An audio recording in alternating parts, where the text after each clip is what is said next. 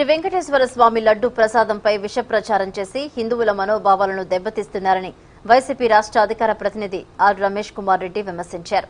చంద్రబాబు నాయుడు హిందువులకు వెంటనే క్షమాపణలు చెప్పాలని డిమాండ్ చేశారు. జగన్మోహన్ రెడ్డికి మంచి పేరొస్తుందనే కారణంతోనే లడ్డూపై విష ప్రచారం చేస్తున్నారని మండిపడ్డారు. అన్నమయ్య జిల్లా రాయచోటిలో వైసీపీ కార్యాలయంలో రమేష్ రెడ్డి మాట్లాడారు. 100 రోజులుగా సూపర్ 6 నుంచి ప్రజల దృష్టిని మరలించడానికి చంద్రబాబు కుట్ర పన్నారని ఆరోపించారు. లడ్డు వివాదంపై న్యాయ పోరాటం చేస్తామని రమేష్ కుమార్ రెడ్డి తెలిపారు.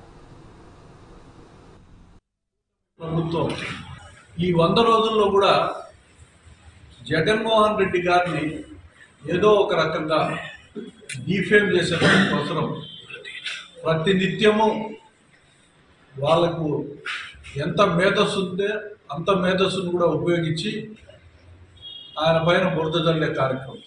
నిన్నటికి నిన్న తిరుమల లడ్డు దీనిపైన ఎంతటి విష ప్రచారం మొదలుపెట్టాడంటే ఒక ముఖ్యమంత్రి స్థాయి వ్యక్తి